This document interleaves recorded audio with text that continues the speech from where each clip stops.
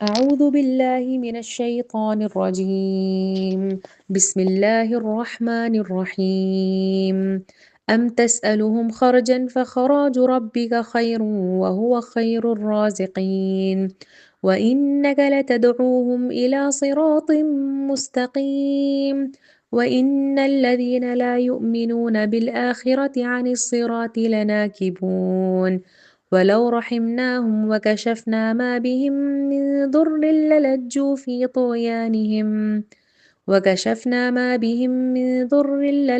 في طغيانهم يعمهون ولقد أخذناهم بالعذاب فما استكانوا لربهم وما يتضرعون حتى إذا فتحنا عليهم بابا ذا عذاب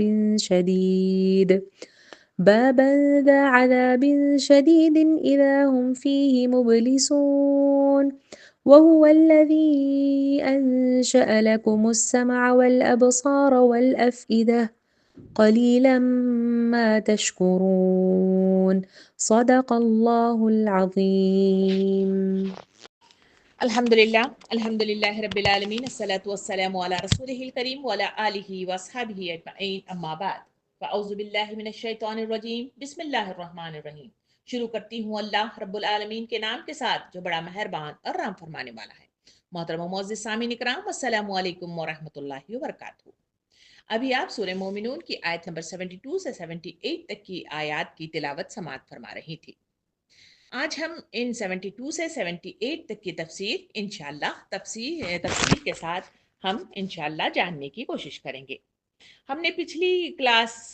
جو ایک لمبے عرصے سے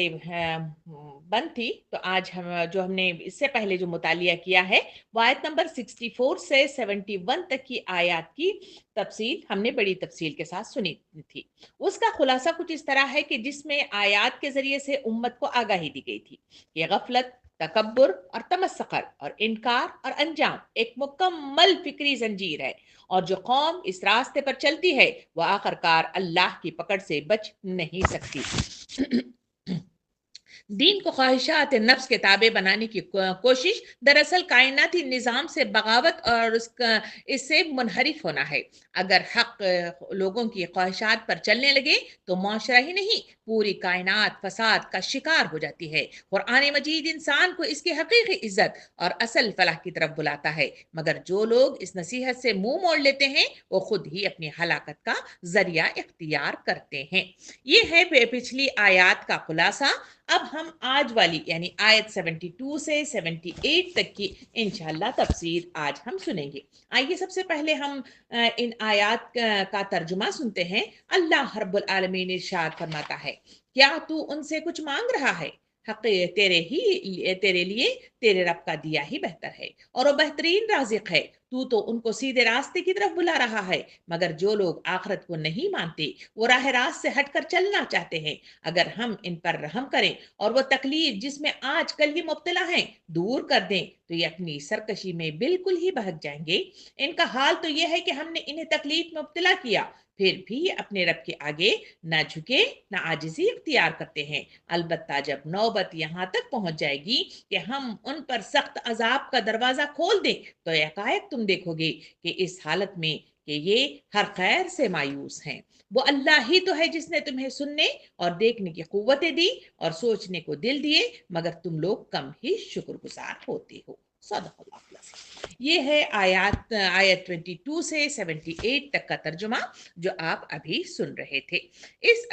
اس میں ہم ایک ایک کر کے آیت کو لے کر سمجھنے کی انشاءاللہ کوشش کریں گے۔ آیت نمبر 72 سے 73 تک کی آیات میں اللہ رب العالمین یہ ارشاد فرماتا ہے، کیا تو ان سے کچھ مانگ رہا ہے؟ تیرے لیے تیرے رب کا دیا بہتر ہے، اور وہ بہترین رازق ہے۔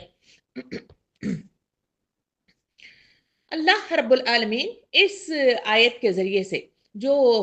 پیغام مجھے اور آپ کو دینا چاہتا ہے وہ یہ ہے کہ یہ نبی کریم صلی اللہ علیہ وسلم کی نبوت کے حق میں ایک دلیل کے طور پر یہ آیت پیش کی گئی ہے، یعنی ایک کہ اپنے آپ اس کام میں بالکل بے لوث ہیں وقت کے رسول صلی اللہ علیہ وسلم۔ جو شخص ایمانداری کے ساتھ یہ الزام نہیں لگا سکتا کہ آپ یہ سارے پاپڑ اس لیے بیل رہے ہیں کہ کوئی نفسانی غرض آپ کے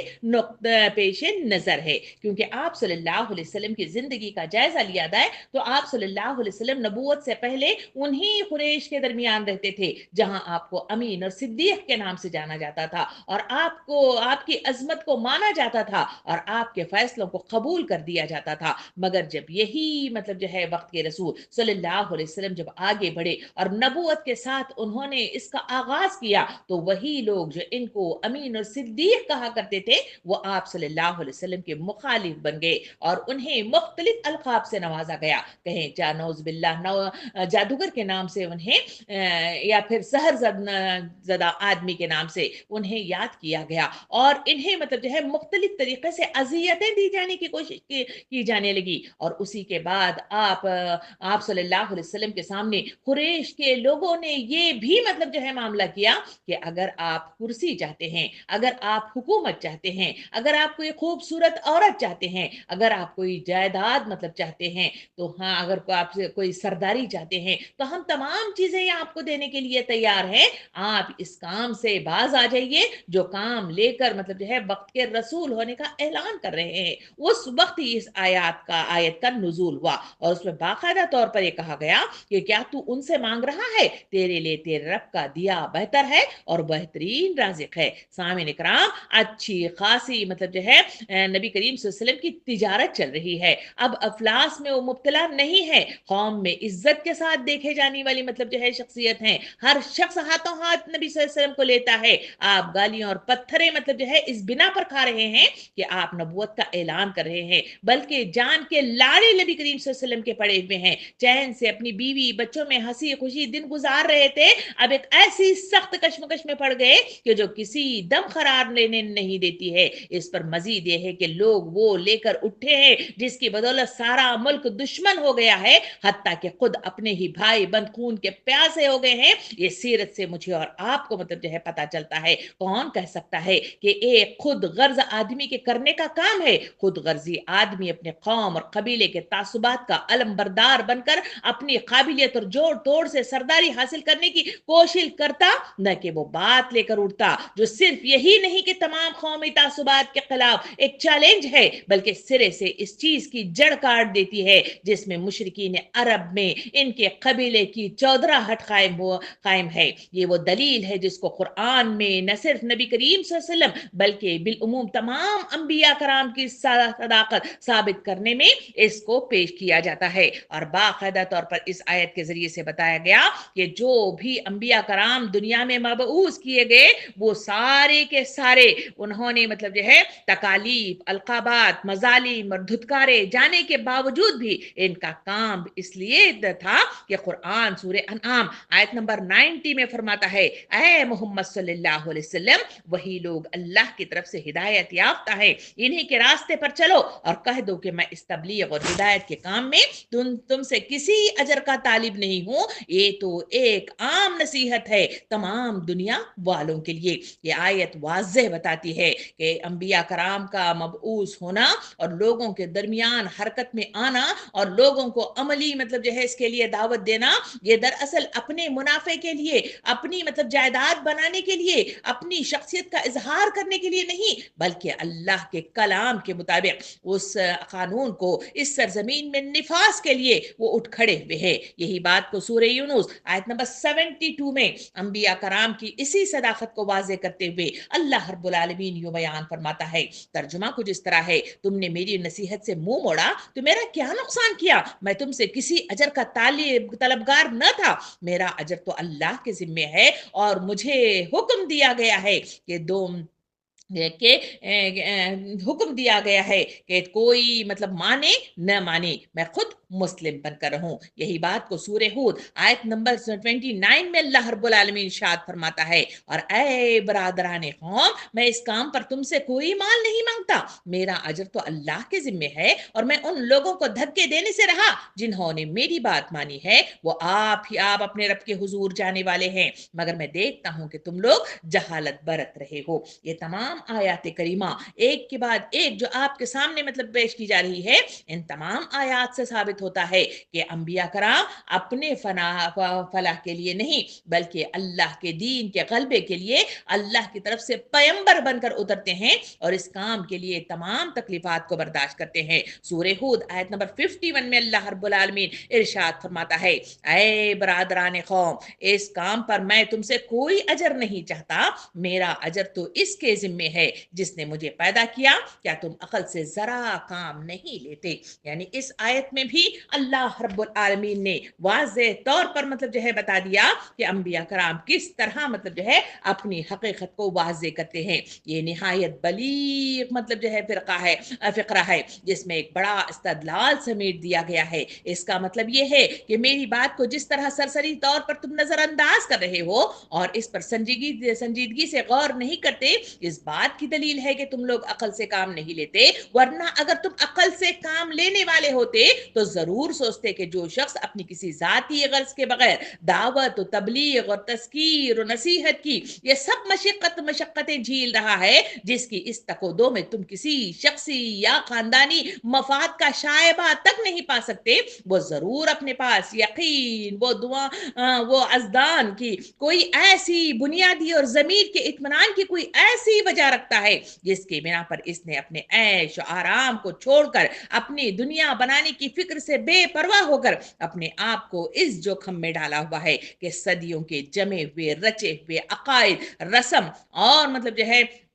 طرز زندگی کے خلاف آواز اٹھائے اور اس کی بدولت دنیا بھر کی دشمنی مول لے. ایسے شخص کی بات کم از کم اتنی بے وزن تو نہیں ہو سکتی کہ بغیر سوچے سمجھے اسے یوں ہی ڈال دیا جائے اور اس پر سنجیدہ غور و فکر کی ذرا سی بھی تکلیف بھی ذہن کو نہ دی جائے. سامعین کرام،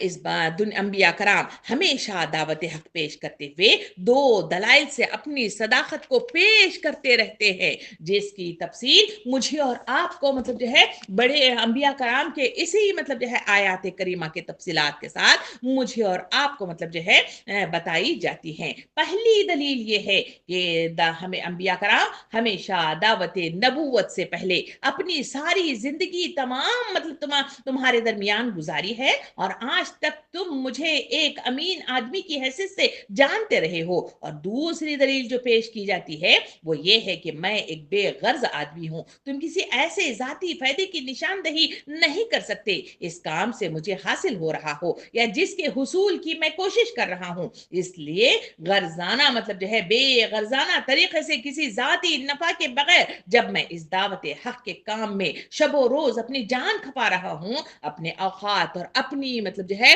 محنتیں صرف کر رہا ہوں اور ہر طرح کی تکلیفیں اٹھا رہا ہوں، تو تمہیں باور کرنا چاہیے کہ میں اس کام میں مخلص ہوں، ایمانداری کے ساتھ جس کام کو حق جانتا ہوں اور جس کی پیروی میں خلق خدا کی فلاح دیکھتا ہوں وہی پیش کر رہا ہوں. کوئی نفسانی جذبہ اس کا محرک نہیں ہے کہ اس کی خاطر میں جھوٹ گھڑ کر لوگوں کو دھوکہ دوں. سامعین کرام، یہ دونوں دلائل ان اہم دلائل میں سے ہیں جو قرآن مجید نے بار بار انبیاء علیہ السلام کی صداقت کی ثبوت کے طور پر پیش کی ہے اور جن کو نبوت کے پرکھنے کی کسوٹی قرار دیتا ہے. نبوت سے پہلے جو لوگ ایک معاشرے میں برسوں زندگی بسر کر چکا ہو اور لوگوں نے ہمیشہ ہر معاملے میں اسے سچا اور راست بار آدمی پایا ہو، اس کے متعلق کوئی غیر متعصب مطلب جو ہے آدمی مشکل سے شک کر سکتا ہے کہ وہ یکایک خدا کے نام سے اتنا بڑا جھوٹ بولنے پر اتر آئے گا. ایسے نبی بنایا بنایا گیا ہو اور وہ کہے کہ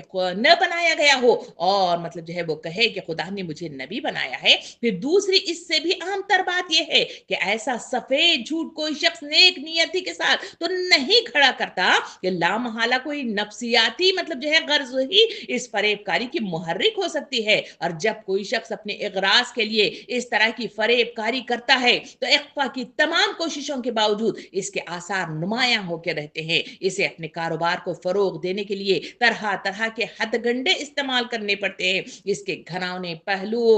گرد و پیش کے معاشرے میں چھپائے نہیں چھپ سکتے، اور مزید برا یہ ہے کہ وہ اپنی پی کی دکان چمکا کر کچھ نہ کچھ اپنے بھلا کرتا نظر آتا ہے۔ نذرانے اصول کیے جاتے ہیں، لنگر جاری ہوتے ہیں، جائیدادیں بنتی ہیں، زیور مطلب جو ہے گھڑے جاتے ہیں، اور فقیری کا آستانہ دیکھتے دیکھتے شاہی دربار بنتا چلا جاتا ہے۔ لیکن جہاں اس کے برعکس نبوت کا دعویٰ کرنے والے شخص کی ذاتی زندگی ایسے فضائل اخلاق سے لبریز نظر آئے کہ اس میں کہیں ڈھونڈنے سے بھی کسی فریب کارانہ مطلب ہتھ گھنٹے کا نشان نہ مل سکے، اور اس کام سے کوئی ذاتی فائدہ اٹھانا تو درکنار، وہ اپنے سب کچھ اسی خدمت بے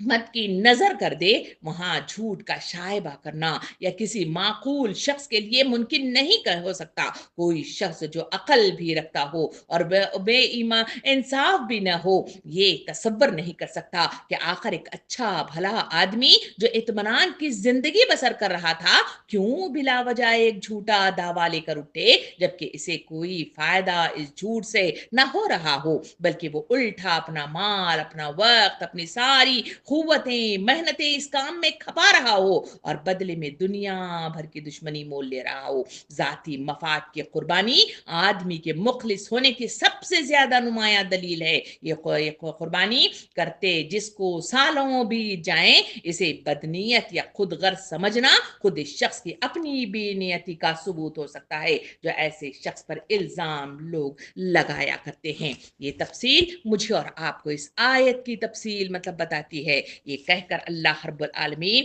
آیت نمبر 74 کی طرف چلتا ہے۔ آیت نمبر مطلب جو ہے 74 میں اللہ رب العالمین ارشاد فرماتا ہے، تو اس کو سیدھے راستے کی طرف بلا رہا ہے، مگر جو لوگ آخرت کو نہیں مانتے وہ راہ راست سے ہٹ کر چلنا چاہتے ہیں۔ یعنی یہاں پر واضح طور پہ فرمایا گیا کہ پہلے تو تم نبی صلی اللہ علیہ وسلم پر الزام تراش رہے ہو، جبکہ وہ کسی اجرت کے تمہاری طرف آگے بڑھ رہا ہے اور تمہیں راہ راست کی طرف بلا رہا ہے۔ اور اب اس آیت نمبر 74 میں اللہ تعالیٰ ارشاد فرماتا ہے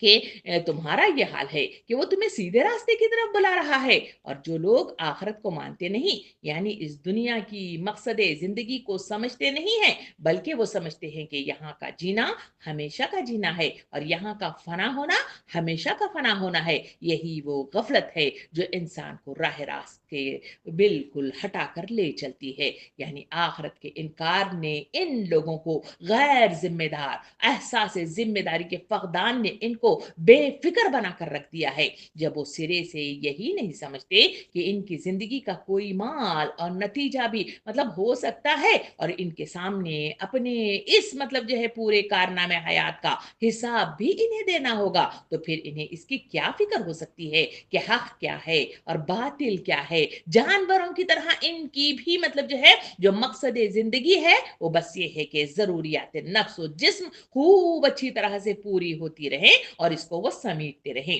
یہی مقصود حاصل ہو تو پھر حق و باطل کی بحث ان کے لیے محض لا یعنی ہو جاتی ہے، اور اس مقصد کے حصول میں کوئی خرابی رونما ہو جائے تو زیادہ سے زیادہ وہ جو کچھ سوچیں گے وہ صرف یہ ہے کہ اس خرابی کا سبب کیا ہے اور اسے کس طرح دور کیا جا سکتا ہے۔ راہ راست اس ذہنیت کے لوگوں کو نہ چاہ سکتے ہیں نہ ہی وہ پا سکتے ہیں۔ سامعین کرام، آخرت کا انکار محض عقیدے کی کمی نہیں ہے بلکہ نفسیاتی بگاڑ ہے۔ ایسا انسان فوری فائدے کو حق اصل سمجھتا ہے اور دیر پا انجام کو نظر انداز کرتا ہے، اسی لیے وہ بار بار غلط فیصلے کرتا ہے حالانکہ حق واضح ہو چکا ہو۔ سورہ روم آیت نمبر 7 میں اس بات کی طرف روشنی ڈالتے ہوئے اللہ رب العالمین یوں بیان فرماتا ہے، ترجمہ کچھ اس طرح ہے کہ لوگ دنیا کی زندگی کا بظاہری پہلو جانتے ہیں اور آخرت سے وہ خود ہی गाफिल है। सामिन इकराम, ये आयत ये नहीं कहती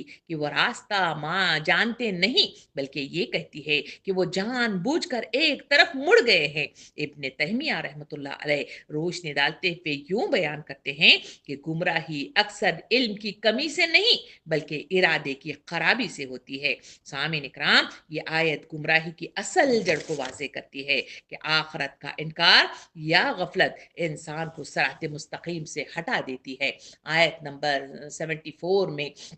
एक लफ्ज आया है और वो लफ्ज है लनाकिबून का लफ्ज आया है। नाकिब कहते हैं जानबूझकर एक तरफ को मुड़ जाना, और ये हादसाती गुमराही नहीं होती बल्कि इरादी इनहराफ होता है। इस बात को इमाम रागिब अस्फयानी मतलब जो है यूं बयान करते हैं कि नाकिब वो है जो रास्ता पहचान कर भी टीड़ा चलना इख्तियार कर ले। इसी बात को हजरत अली रज़ी अल्लाह अन्हु फरमाते हैं कि जिस दिल में आखरत का यकीन न हो वो नफ्स का कैदी बन जाता है। सामिन इकराम, ये आयत हमें पैगाम देती है कि आखरत में हर यकीन इंसान की अंदरूनी निगरानी है, इसीलिए अपने अंदर जवाबदेही के एहसास को हमेशा जिंदा रखने की जरूरत है और एहतसाब करते रहना, तस्किए का पहलू इख्तियार करना इस बात का पैगाम है कि इख्तियार करे और दीन को ख्वाहिशात के ताबे न करे, सिरात मुस्तकीम पर साबित कदमी इख्तियार करें और कामयाबी तभी कहे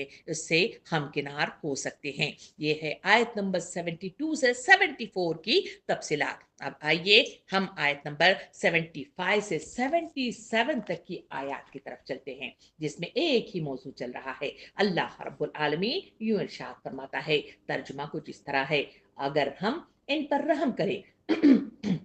और वह तकलीफ जिसमें आजकल ये मुब्तला हैं दूर कर दें तो ये अपनी सरकशी में बिल्कुल ही बहक जाएंगे। इनका हाल तो ये है कि हमने इन्हें तकलीफ में मुब्तला किया, फिर भी ये अपने आप के आगे न झुके और न आजिजी इख्तियार करते हैं। अलबत्ता जब नौबत यहाँ तक पहुंच जाएगी कि हम इन पर सख्त अजाब का दरवाजा खोल दें तो यकायक तुम देखोगे कि इस हालत में वो हर खैर से मायूस हो चुके हैं। सामिन इकराम, ये आयत भी मुझे और आपको उन लोगों की तरफ इशारा करके कहती है कि जो लोग इस तरफ मतलब जो है लगे हुए हैं, उनमें जो इनकार करने वालों के की जो कैफियत है वो कैफियत को ये आयत मेरे और आपके सामने वाज़े तौर पे बयान करती है। सामिन इकराम, ये मतलब जो है जो वाकया इसमें बयान किया गया है ये इशारा है उस तकलीफ और मुसीबत की तरफ जिसमें वो कहत की बदौलत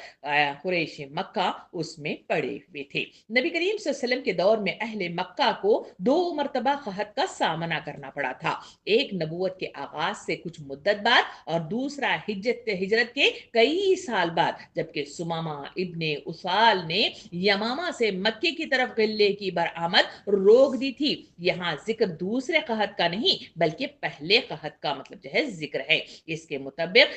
इब्ने मसऊद रज़ी अल्लाह अन्हु की रिवायत है कि जब कुरैश ने नबी करीम सल्लल्लाहु अलैहि वसल्लम की दावत कबूल करने से हम इनकार किया और सख्त मज़ाहमत इख्तियार करना शुरू कर दी तो नबी करीम सल्लल्लाहु अलैहि वसल्लम ने दुआ की थी कि खुदाया इनके मुकाबले में मेरी मदद यूसुफ के हफ्त साला मतलब जो है कहत जैसे 7 बरसों से कर। चुनांचा ऐसा कहत मतलब जो है सख्त कहत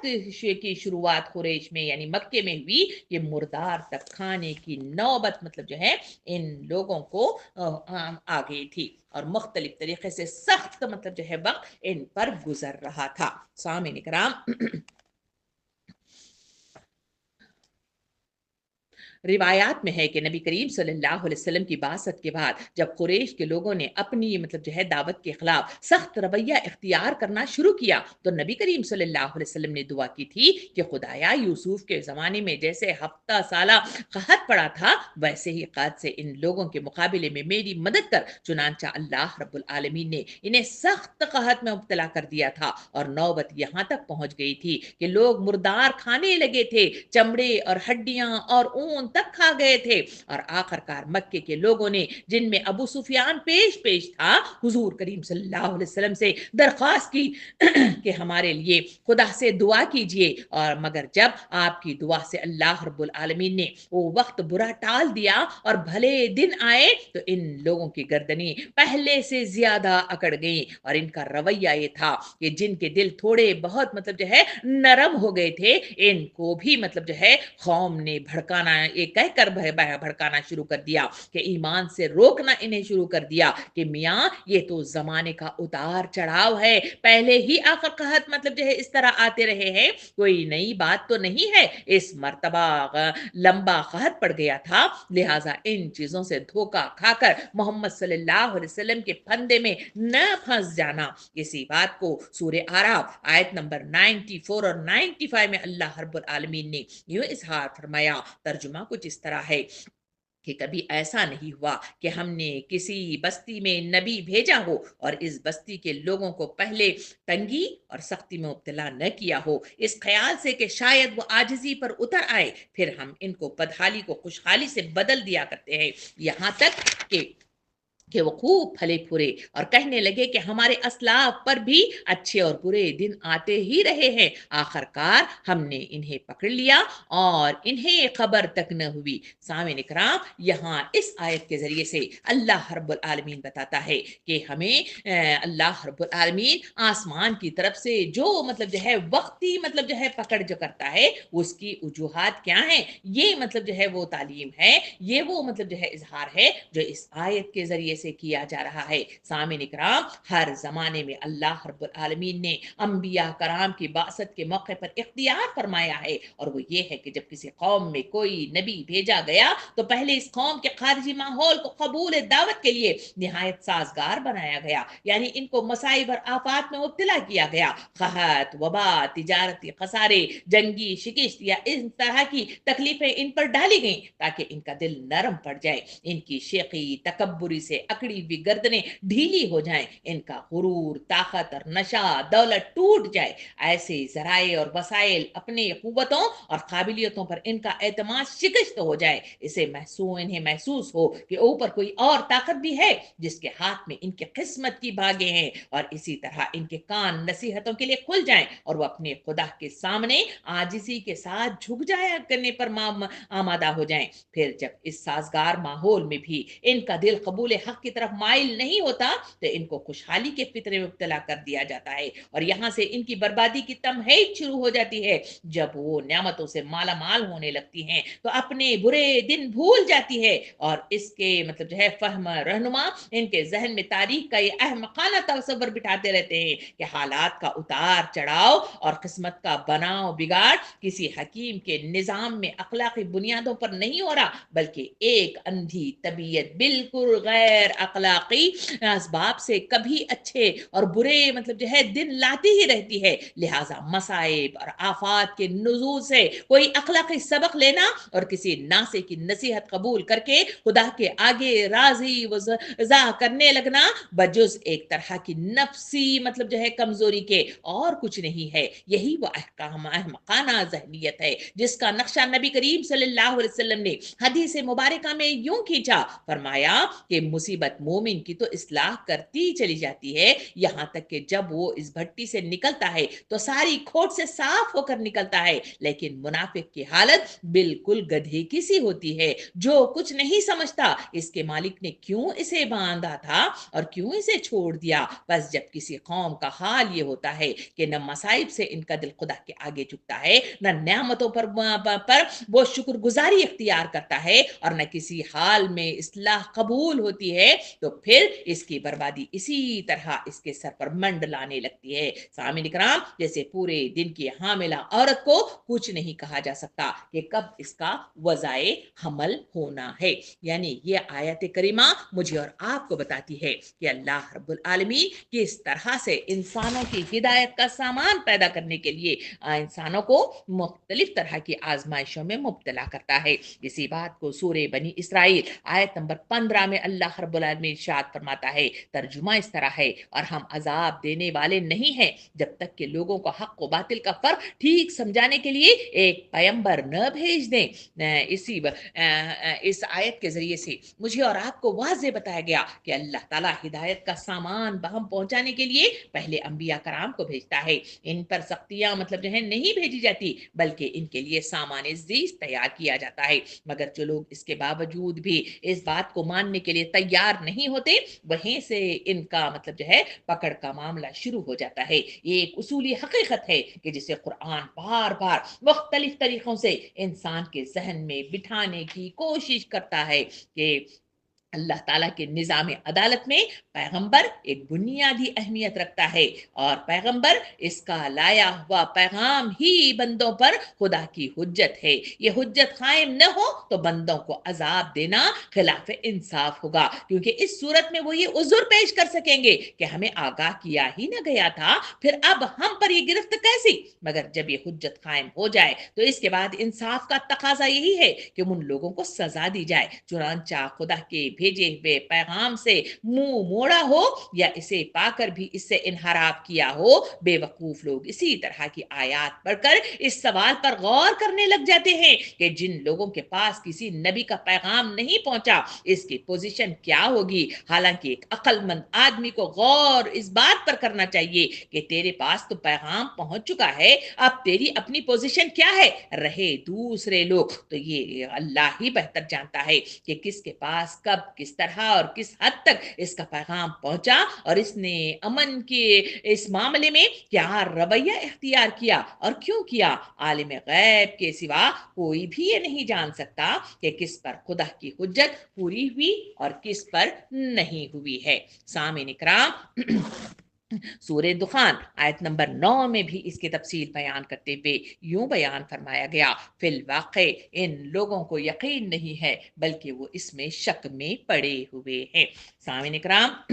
इस मुख्तसर से फिक्रे में एक बड़ी अहम हकीकत की तरफ भी इशारा किया गया है। इस आयत को समझने के लिए जरूरत है कि मुझे और आपको बैठकर इस पर सर जोड़कर गुफ्तगू करनी चाहिए, इसलिए कि दहरिये हों या मुशरिकीन, इन सब पर वक्तन फौक्तन ऐसी साअतें आती रहती हैं जब इनका दिल अंदर से कहता है कि जो कुछ तुम समझे बैठे हो इसमें कहीं न कहीं झोल मौजूद है। दहरिये अपने इनकार खुदा पर बज़ाहिर तो ख्वाह कितना ही सख्त हो, किसी ना किसी वक्त इनका दिल ये शहादत दे गुजरता है कि खाक के एक जर्रे से लेकर कहकशां तक और घास की एक पत्ती से लेकर इंसान की तख्लीक तक यह हैरत अंगेज हिकमत से लबरेज निजाम किसी मतलब जो है एक हकीम और दाना के बगैर वजूद में नहीं आ सकता। इसी तरह एक मुशरिक और शिरक और अपने शिरक में ख्वाह कितना ही मतलब जो है गहरा डूबा हुआ हो, कभी मतलब जो है न कभी इसका दिल भी ये पुकार उठता है कि जिन्हें मैं माबूद बनाए बैठा हूं ये खुदा नहीं में हो सकते, क्योंकि इस कल्बी शहादत का नतीजा तो ये होता है कि इन्हें खुदा के वजूद इसकी तौहीद का यकीन हासिल हो जाए, न यही होता है कि इन्हें अपने शिरक और अपने दहरियत पर कामिल यकीन और इत्मीनान हासिल रहे। इसकी बजाय इनका दीन दर हकीकत शक पर मुब्तला होता है, ख्वाह इसमें यकीन की कितनी ही शिद्दत वो दिखा रहे हों। अब रहा ये सवाल कि ये शक इनके अंदर बेचैनी क्यों नहीं पैदा करता, और वो मतलब जो है संजीदगी के साथ हकीकत की जुस्तजू क्यों नहीं करते, यकीन की इत्मीनान बख्श बुनियाद इन्हें मिल सके। इसका जवाब यही हो सकता है कि दीन के मामले में संजीदगी ही से तो वो महरूम हो गए हैं। इनकी निगाह में असल अहमियत सिर्फ दुनिया की कमाई और इसके ऐश मतलब जो है की है, जिसकी फिक्र में अपने दिल और दिमाग और जिस्म की सारी मतलब जो है ताकतें खर्च कर डालते हैं। रहे दीन के मसाइल तो वो मतलब जो है हकीकत में इनके लिए खेल, एक तफरीह, एक जहनी अयाशी के सिवा कुछ नहीं होता, जिस पर संजीदगी के साथ चंद लम्हे भी वो गौर व फिक्र सर्फ नहीं कर सकते। मजहबी मरासिम हैं तो तफरीह के तौर पर अदा किए जा रहे हैं, इनकार दहरियत की बहसें हैं तो तफरीह के तौर पर की जा रही हैं। दुनिया के मशाकिल से इतनी फुर्सत किसे है कि बैठ कर ये सोचे कि कहीं हम मतलब जो है हक से मुनहरिफ तो नहीं हुए हो गए हैं, और अगर हक से मुनहरिफ है तो इसका अंजाम क्या हो सकता है। सामिन इकराम, इसी बात को सूरे मतलब जो है सजदा में मजीद मतलब वजाहत के साथ यूं मतलब जो है पेश किया गया। अल्लाह ताला यूं इरशाद फरमाता है, उस बड़े अजाब से पहले हम इस दुनिया में किसी न किसी छोटे अजाब का मजा इन्हें चकाते रहेंगे, शायद कि अपनी बाक़ियाना रविश से ये बाज आ जाएं। सामिन इकराम, बीमारियां, कहत, खौफ, माशी तंगी, वबाएं, नुकसानात सब रुजू का मौका होते हैं। अल्लाह का अजाब अंधा नहीं, इनकी इसकी सजाएं अंधी सजाएं नहीं होती, बल्कि अदल, हिकमत और रहमत पर मुबनी होती हैं। वो पहले जगाता है, फिर झिझोड़ता है, फिर मोहल्लत देता है, फिर जब हदें टूट जाती हैं तो गिरफ्त करता है। ये है वो तफसीर जो आयत नंबर 5 से 77 में अल्लाह रब्बुल आलमीन मुझे और आपको यानी उम्मत को ये पैगाम देता है कि लोगों, तुम मतलब जो है इस राह की तरफ बढ़ रहे हो, तो जो तकलीफ भी तुम्हें पहुंच रही है तुम्हारी अपनी भलाई के लिए है, तुम्हारे तुम्हारे राह रास्त की निशानदेही के लिए है। इस पर भी अगर तुम गौर व फिक्र नहीं करते, पलट कर नहीं आते, तो तुम्हारा अंजाम सिवाय मतलब जो है पछतावे या हसरत ज़दा होने या फिर सजा आवर होने के और कुछ नहीं हो सकता। इसके बाद आइए आयत नंबर 78 की तरफ चलते हैं। सूरे मोमिनून आयत नंबर 78 में अल्लाह रब्बुल आलमीन यूं इरशाद फरमाता है, तर्जुमा है, वो अल्लाह ही तो है, वो अल्लाह ही तो है जिसने तुम्हें सुनने और देखने की ताकतें दी और सोचने को दिल दिए, मगर तुम लोग कम ही शुक्रगुजार होते हो। सामिन इकराम, अल्लाह रब्बुल आलमीन ने मुझे और आपको यहाँ इस आयत के जरिए से 3 नियामतों का जिक्र किया है। फरमाया गया, हमने तुम्हें देखने, सुनने और दिल जैसी मतलब जो है नियामतों से तुम्हें नवाजा है। ये इंसान के अशरफुल मखलूक होने की जमानत है जो इसमें तफसील के साथ दी गई हैं। और कहा गया कि हमने तुम्हारे लिए ये नियामतें बड़ी मतलब जो है तफसील के साथ बताया गया कि ये नियामतें तुम्हें दी गई हैं, तो इन नियामतों का तुम शुक्र अदा करो, इसी में तुम्हारी भलाई है और इसी में तुम्हारे लिए एक अशरफुल मखलूक यानी अक्लमंद होने के ये इजहार है। यानी ये वो जराए हैं जिससे तुम्हें दुनिया में हर तरह की वाकिफियत हासिल होती है, यानी देखना, सुनना और दिल में जज्ब करने वाली सलाहियत की तरफ इशारा किया गया। और तुम इस लायक हो जाते हो इन जरायों के जरिए से कि दुनिया के काम तुम चला सकोगे। इंसान का बच्चा पैदाइश के वक्त जितना बेबस और बेखबर होता है, इतना किसी जानवर का नहीं होता। सामिन इकराम, ये सिर्फ अल्लाह के दिए हुए जराए यानी इल्म, समात, बीनाई और मतलब जो है अकल व तफक्कुर ही है जिसकी बदौलत वो तरक्की करके तमाम मौजूदात अर्जी पर हुक्मरानी करने के लायक बन जाता है। यानी इस खुदा के शुक्रगुजार जिसने ये बेशबहा नेमतें इंसानों को अता की हैं, इन नेमतों की इससे बढ़कर नाशुक्री और क्या हो सकती है कि इन कानों से आदमी सब कुछ मतलब जो है सुने मगर खुदा की बात ना सुन पाए, इन आंखों से सब कुछ देखे मगर खुदा की आयात को न देख सके, इन मतलब जो है दिमाग से सब कुछ सोचे मगर यही बात न सोचे कि मेरा वो मोहसिन कौन है जिसने ये इनामात मुझे और आपको अता किए हैं। सामिन इकराम, इस आयत के जरिए से अल्लाह रब्बुल आलमीन ने इंसानों को सुनने, देखने और सोचने की सलाहियत दी है। इसका मतलब जो है जिक्र इसमें किया है। ये बुनियादी इंसानी कुव्वतें हैं जिनसे इंसान दुनिया को समझता है और अपनी जिंदगी को संभालता है। उलमा कराम फरमाते हैं कि ये आयत इंसान की फितरी नियामतों की याद दहानी कराती है, यानी ये ताकतें अल्लाह की अता करदा है, न कि इंसान की अपनी मेहनत का नतीजा है। आंखें अल्लाह रब्बुल आलमीन ने इंसानों के लिए भी अता की हैं और जानवरों को अता की हैं, और इन आंखों से इंसान भी देखता है और जानवर भी देखता है, मगर हैवान का देखना और इंसान के देखने में जमीन आसमान का फर्क है। सुनने की सलाहियत हैवान को भी दी गई है और इंसानों को भी दी गई है, मगर इन दोनों के सुनने में जमीन आसमान का फर्क है। ये नियामतें एक ऐसी फायदा मंद हो इसी वक्त फायदामंद हो सकती हैं जब इन्हें देखने के तरीके से सच्चाई حق اور نیکی میں اس کو استعمال کیا جائے۔ سامعین اکرام، یہ 3 بنیادی نعمتیں جس کا ذکر اس نعمتوں میں اس آیت میں کیا گیا ہے، انسان کو علم، ہدایت اور شکر گزاری کی طرف لے جاتی ہے۔ اس کا درست استعمال انسان کو دنیا اور آخرت میں کامیاب بناتا ہے۔ قرآن اور سنت کو سمجھنے اور سیکھنے کا پہلا قدم یہی وہ 3 ذرائع ہیں جس کا ذکر اس آیت کے ذریعے سے کیا گیا ہے۔ سورہ انفال آیت نمبر 23 میں اللہ رب العالمین ارشاد فرماتا ہے، ترجمہ ہے، اگر اللہ کو معلوم ہوتا کہ ان میں سے کچھ بھلائی ہے تو وہ ضرور انہیں سننے کی توفیق دیتا، لیکن بھلائی کے بغیر اگر وہ ان کو سنواتا تو بے رخی کے ساتھ منہ پھیر جاتے۔ سامعین اکرام، سننے کی طاقت کے بغیر انسان نصیحت، قرآن مجید کی تعلیمات اور علم دین نہیں سمجھ سکتا۔ سننا انسان کو غلط فہمیوں، گمراہیوں اور شبہات سے بچاتا ہے۔ حدیث میں آتا ہے کہ نبی کریم صلی اللہ علیہ وسلم نے ارشاد فرمایا، علم حاصل کرنے کے لیے کان اور دل دونوں کا استعمال کرو۔ انسان سننے سے دماغ کی مختلف حصے متحرک ہو جاتے ہیں، خاص طور پر سماعتی مرکز اور فہم و سوچ کے حصے متحرک ہوتے ہیں۔ یہ مطلب جو ہے سائنسی ریسرچ سے پتہ چلتا ہے۔ سامعین اکرام، سائنس بتاتی ہے کہ بچے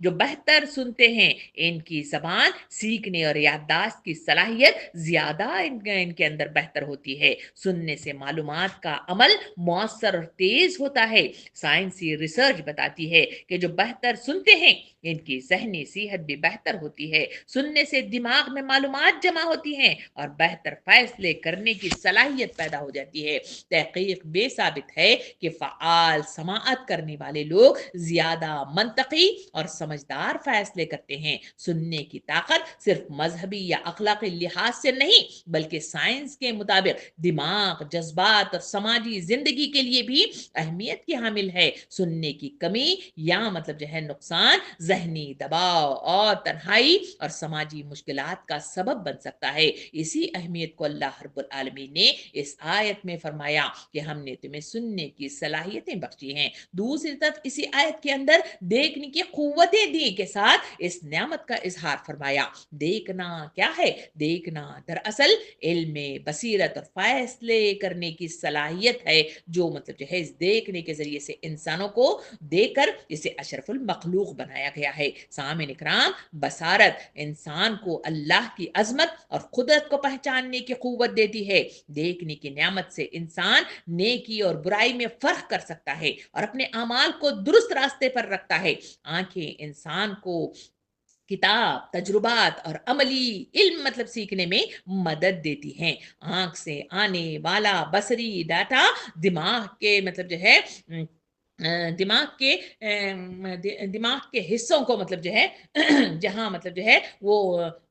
پہنچاتا ہے، جس کے ذریعے سے انسانوں کو قوت بہم پہنچائی جاتی ہے، جس کے ذریعے سے انسان کی چیزوں کو پہچاننے میں اور فیصلے کرنے میں اور خطرات سے بچنے میں انہیں اہم کردار ادا کیا جاتا ہے۔ سامعین اکرام، بصری معلومات دماغ میں لمبی مدت کے لیے محفوظ رہتی ہے، یہ سائنس بتاتی ہے۔ سائنس کی ریسرچ ہمیں بتاتی ہے، جس سے یادداشت مضبوط ہو جاتی ہے۔ لوگ جو دیکھ کر سیکھتے ہیں وہ اکثر زیادہ دیر تک معلومات یاد رکھتے ہیں۔ تحقیق بتاتی ہے کہ بصارت دماغ کے توازن اور حرکت کے حصوں کو بھی تیز بنا دیتی ہے۔ سامعین اکرام، اتنا ہی نہیں، اس میں ایک اور ذکر مطلب جو ہے جو نعمت کا کیا گیا وہ سوچنے کو ہم نے دل دیے، اس کا ذکر کرتے ہوئے اس کی معلومات ہمیں جو ملتی ہیں وہ یہ ہے کہ دل دینے سے مراد فہم و شعور اور غور و فکر کی طاقت ہے، تاکہ انسان اللہ کے تخلیق اور احکامات کو سمجھ سکے۔ دل دراصل انسانی فیصلہ سازی اور عقلی شعور اور اخلاقی تشخص کا ذریعہ ہے۔ حضرت علی رضی اللہ عنہ فرماتے ہیں کہ دل کی نعمت عقل و فہم کی بنیاد ہے، جو دل بصیرت رکھتا ہے وہ ہدایت پاتا ہے۔ دل کی نعمت کا صحیح استعمال علم و حکمت، نیکی اور تقوی کے لیے ضروری ہے۔ یہ انسان کو ناشکری اور گمراہی سے بچنے میں مدد قوت دیتی ہے۔ سامعین اکرام، دل میں انسان کو نیکی، صبر، شکر گزاری اور خوف خدا مطلب جو ہے سکھاتی ہے۔ یہ انسان کے اعمال کی جان ہے، کیونکہ اللہ دلوں کو دیکھتا ہے اور دلوں کے ارادوں کے مطابق انہیں انعام دیتا ہے یا سزا آور ٹھہراتا ہے۔ نبی کریم صلی اللہ علیہ وسلم نے حدیث مبارکہ میں ارشاد فرمایا کہ دل سچے ایمان کا مرکز ہے، دل سچے ایمان کا مرکز ہے، اسے صاف رکھو تو عمل بھی درست ہوگا۔ سامعین اکرام، دل سے مراد دماغ اور عقل کی صلاحیتیں ہیں۔ دل کی صحیح تربیت سے احساس، ہمدردی اور شکر گزاری بڑھتی ہے۔ سائنسی تحقیقات کے مطابق شعوری اور قلبی غور و فکر مطلب جو ہے دماغ کے ایموشنل ریگولیشن کے حصے کو بہتر بناتا ہے، جو ذہنی سکون کو اور جذباتی توازن کو قائم رکھتا ہے۔ سامعین اکرام، یہ تمام نعمتوں کی اہمیت اللہ رب العالمین اس آیت کے ذریعے سے بتاتے ہوئے یہ فرمایا کہ تم کم ہی شکر گزار ہوتے ہو، یعنی انسان اکثر اس عظیم نعمتوں کو معمولی سمجھتا ہے اور اس کا شکر ادا نہیں کرتا، یعنی ان سے وہ کام نہیں لیتا جو اپنے لیے نعمتیں دی گئی ہیں، جس کی وجہ سے وہ گمراہ راستوں میں بھٹکتا ہوا نظر آ رہا ہے۔ سامعین اکرام، یہ آیت انسان کے قدرتی عقل اور ادراک کو اللہ کی طرف رجوع کرنے والا ہنر دیتی ہے۔ جو شخص اس کا صحیح استعمال کرے گا وہ ہدایت سے فیض یاب ہوگا۔ اب سوال یہ ہے کہ اس مطلب جو ہے سماعتوں کو یا اس مطلب جو ہے ان تین مطلب جو ہے ذرائعوں کو، یعنی سننا، دیکھنا اور دل کو مطلب جو ہے سوچنے کی صلاحیت مطلب جو دی گئی ہے، اس کا صحیح استعمال کیسا کیا جائے؟ سب سے پہلے یہ ہے کہ مجھے اور آپ کو دیکھنے کے لیے وہی دیکھنا چاہیے جس کے لیے یہ چیز عطا کی گئی ہے، اور اس کے ذریعے سے وہی چیزوں کو ڈھونڈ نکالنا اور اس کی معلومات حاصل کرنا اور اسی علم میں آگے بڑھنا دراصل اس کی شکر گزاری ہے۔ اور رہ گیا سماعتیں، یعنی سننا بھی مطلب جو ہے وہی سننا ہے، جانوروں کی طرح نہیں سننا ہے۔ جانور بھی سنتے ہیں، انسان بھی سنتا ہے۔ سننے کی صلاحیت اللہ رب العالمین نے ایک بہترین نعمت کی شکل میں امت کو عطا فرمائی ہے یا انسانوں کو عطا فرمائی ہے۔ اس کی وجہ یہ ہے کہ وہ حق اور باطل کے فرق کو واضح طور پر سمجھ سکے، اس لیے ہم سننے کے لیے وہی کچھ سنیں جس کا مطلب جو ہے ذکر مطلب جو ہے یہاں پہ کیا گیا ہے، اور سن کر اپنی مطلب جو ہے راستے کو صراط مستقیم پر گامزن کریں۔ رہا مطلب جو ہے دل کا سوال، جہاں سوچنے کو دل دیے کا ذکر کیا گیا ہے، یہ اتنی بڑی نعمت ہے کہ اس دل کو ہمیشہ مطلب جو ہے ہم برابر مطلب جو ہے اس کو مانیٹر کرنے کی ضرورت ہے، کیونکہ دل کے اندر اچھے برے تمام چیزیں مطلب جمع ہوتی ہیں، کیونکہ آنکھیں اور کان ہمیشہ مطلب جو ہے مختلف چیزیں مطلب جو ہے دل کو بھیجتے رہتے ہیں۔ اس وجہ سے قرآن مجید کے اندر اس دل کے تزکیے کا ذکر کیا گیا ہے۔ فلاح پا گیا وہ شخص جس نے نفس کا یعنی دل کا تزکیہ کیا۔ تزکیہ دراصل اس کو مطلب جو ہے مینٹین کرنا کہتے ہیں، یا پھر اس دل کے سلسلے میں ہمیشہ آگاہ رہنا، اس کے اندر کی تمام مطلب جو ہے غلط چیزوں کو ڈیلیٹ کرتے رہنا اور اچھے چیزوں کو اس میں فروغ دیتے رہنا، دراصل یہ شکر گزاری ہے، جس کے سلسلے میں یہ ہدایت مجھے اور آپ کو اس مطلب جو ہے آیت کے ذریعے سے دی گئی ہے۔ سامعین اکرام، آج کی آیت مطلب جو ہے 72 سے لے کر 77 تک کی آیات مجھے اور آپ کو بتاتی ہے کہ وقت کے رسول پر مختلف طریقے سے لوگوں نے القابات نواز کر ان کی بات کو مطلب جو ہے ماننے سے انکار کر دیا تھا۔ امت کو بتایا گیا کہ تم مطلب جو ہے نبی کریم صلی اللہ علیہ وسلم کی زندگی کو جانچو کہ وہ کس طرح سے مطلب جو ہے بغیر کسی بے معنی مطلب جو ہے اپنی مطلب جو ہے کسی منافع کے وہ اس کام پہ لگے ہوئے ہیں اور تکلیفیں اٹھا رہے ہیں، تو کیا مطلب جو ہے تمہاری یہ دیکھنے، سننے اور دل کے سوچنے کی یہ صلاحیتیں اس سلسلے میں غور و فکر نہیں کرتی کہ اس سلسلے میں غور و فکر کرو؟ غور و فکر کرو گے تو اس کی طرف تم آگے بڑھو گے اور ہدایت یافتہ ہونے میں تمہارے لیے آسانی میسر آئے گی۔ پھر آیت نمبر 75 سے لے کر 77 میں اللہ تعالیٰ فرماتا ہے کہ اے لوگو، تم پر رحم کیا جا رہا ہے، تمہیں مزید مطلب جو ہے راہ راست پر لانے کے لیے اللہ رب العالمین نے کس طرح تمہیں مطلب جو ہے مختلف مطلب جو ہے چیزوں سے تمہیں پریشانیوں میں ڈال کر، تمہیں تکلیف میں مبتلا کر کے تمہاری وہ سوچنے والی صلاحیت یعنی دل کو نرم کرنے والا معاملہ اللہ رب العالمین مختلف ذرائع سے کرتا ہے۔ کیا اس کے ذریعے سے بھی تمہارے دل مطلب جو ہے نرم نہیں ہوئے بلکہ پتھر کے پتھر ہی رہ گئے ہیں؟ کیا تم پھر بھی مطلب جو ہے اس خدا کی توحید کی طرف آگے بڑھنے والی ذہنیت پیدا نہیں کرتے؟ کیا تمہاری آنکھیں، تمہارے کان اور تمہارے یہ دل مطلب جو ہے اب مطلب جو ہے اس خوف سے آرے ہو گئے ہیں، اگر ایسا ہے تو پھر اللہ ہی حافظ ہے، نہ انسان نہ اللہ انہیں ہدایت دے سکتا ہے، اور نہ ہی مطلب جو ہے کوئی تجربہ آنکھوں سے دیکھا ہوا ہو یا کانوں سے سنا ہوا ہو، اس کو دل مطلب جو ہے قبول نہیں کرتا۔ اس کے لیے مجھے اور آپ کو ان 3 ذرائعوں کا یعنی دیکھنا، سننا اور دل کا ہمیشہ مطلب جو ہے خیال کرنا چاہیے۔ نبی کریم صلی اللہ علیہ وسلم کی حدیث مبارکہ کہ 3 اوقات میں اپنے دل کا جائزہ لو، اگر وہاں مطلب جو ہے جیتا جاگتا دل نہ پاؤ تو اللہ سے مطلب جو ہے نیک دل کی، پاک دل کی مطلب جو ہے خواہش ظاہر کرو، اور وہ ہے کہ نماز پڑھتے ہوئے، قرآن پڑھتے ہوئے، دینی محفلوں میں بیٹھے ہوئے اگر دل نہ پاؤ تو اللہ سے جیتے جاگتے دل کی تمنا کیا کرو۔ یہ حدیث مجھے اور آپ کو بتاتی ہے کہ دل کا صحیح ہونا تمام مطلب جو ہے اعمال کا صحیح ہونا ہے۔ اس وجہ سے دل کی طرف مجھے اور آپ کو رجوع ہونا چاہیے۔ یہ آیات بتاتی ہیں کہ دل کا خیال کرو، اس کا تزکیہ کرو، جس طرح تم اپنے اسمارٹ فون کا مطلب جو ہے اتنا خیال رکھتے ہو، ویسا ہی اپنے دل کا خیال کر لو، پھر دیکھو کہ تمہاری مطلب جو ہے راہ کیسے صراط مستقیم پر چلتی ہے، کس طرح سے تمہارے دل راغب ہو جاتے ہیں، کس طرح سے تم اپنے مشن تکمیل یعنی اپنے مقصد عظیم کو مکمل کرتے ہو، اور کس طرح سے اللہ رب العالمین کی طرف سے انعامات کی بارش ہوتی ہے۔ اللہ رب العالمین سے دعا ہے کہ مجھے اور آپ کو سننے، سمجھنے، غور و فکر کرنے کی توفیق عطا فرمائے، اور صحیح شعور والی مطلب جو ہے زندگی عطا فرمائے، اور وہی دکھائے جو اللہ تعالیٰ دکھانا چاہتا ہے، وہی سنائے جو اللہ تعالیٰ سنانا چاہتا ہے، اور دل کے اندر اتنی زرخیزی پیدا کرے کہ دین کی صحیح سمجھ کو وہ قبول کر سکے۔ آمین۔ وآخر الدعوانا ان الحمد للہ رب العالمین۔